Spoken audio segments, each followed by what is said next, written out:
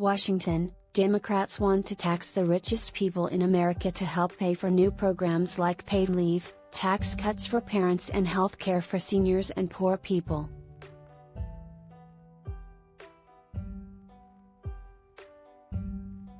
But the idea is running into fierce resistance from Republican lawmakers who often represent the interests of the exceedingly wealthy on Capitol Hill.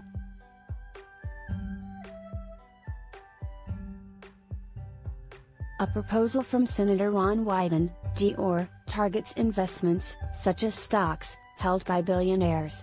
Instead of the super-rich being able to hold onto their investments and borrow against them, without ever having to pay a tax unless they sell, Wyden's idea is to impose an annual tax based on how much the assets have increased in value.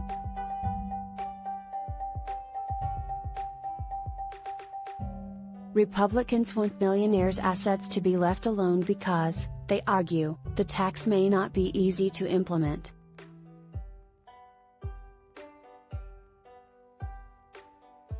On assets that are not public securities, how are you going to determine the market value? Senator Mitt Romney, Republican Utah, told HuffPost. We're going to be in huge legal battles over what the value is of a ranch, of a painting, over a piece of jewelry.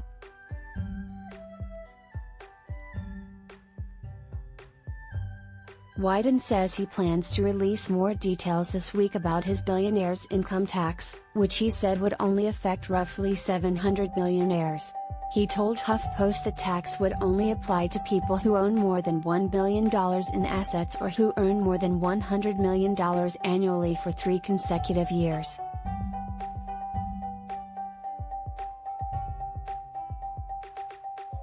It is being written so that when nurses and firefighters pay taxes with every paycheck, billionaires who have figured out how to not pay taxes because they don't take a wage, they're going to have to pay their fair share, Wyden told reporters Monday.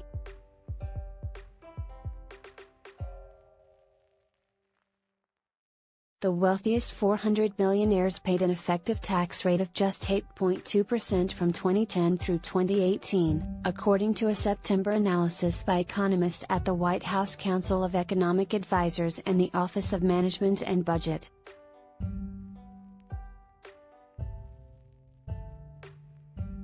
The tax would be novel, since as it stands now, the federal government only taxes income.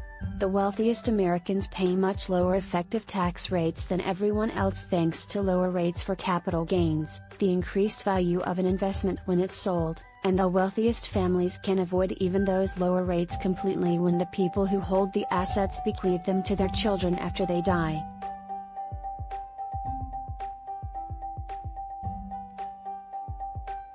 If public reporting has it right, the Democrats are so desperate to raise taxes that they are now proposing to tax money the American people haven't even made yet, Senate Minority Leader Mitch McConnell, RKY, lamented in a speech on Monday.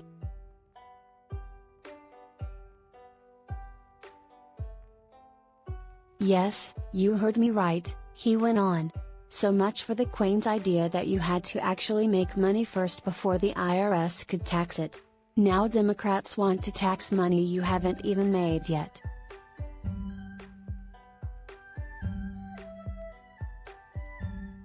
Democrats initially rejected higher capital gains taxes on inherited assets as part of the Build Back Better plan, but have returned to the idea of taxing unrealized capital gains because Senator Kyrsten Sinema, Democrat Arizona, has refused to support higher corporate or individual tax rates. Her opposition to rolling back some of the 2017 GOP tax cuts has denied her party a potential pot of revenue to help offset the cost of their human infrastructure bill, which has been whittled down from $3.5 trillion to roughly $1.75 trillion.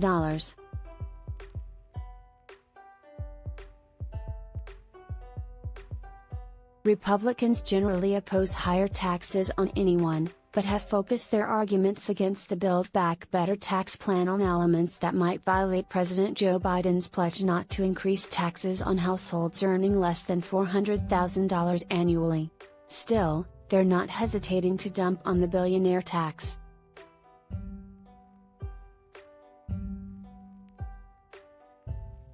Why would we want to destroy investment in America and punish success in America? House Minority Whip Steve Scalise, our law, told HuffPost. We want to encourage more and more people to work hard to create more opportunities for everybody, and stop trying to find a way for government to go punish somebody if they meet some new definition of success.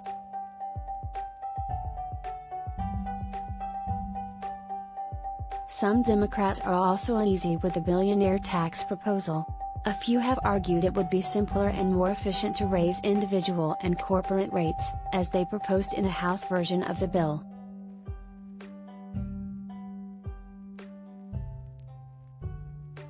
Representative Jim Himes, Democrat Connecticut, told HuffPost he's all for new taxes on unrealized capital gains, but that he favors ideas that have been around for longer, such as discontinuing the step-up in basis that eliminates most tax liability when someone dies.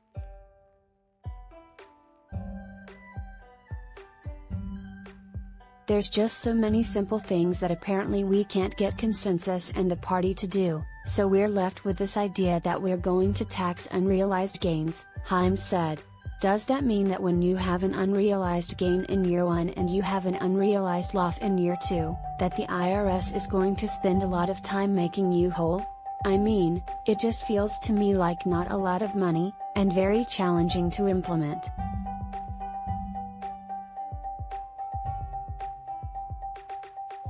Democrats are hoping to finalize a framework for an agreement this week before Biden leaves the country to attend the 26 Colombian Pesos Global Climate Conference in Scotland.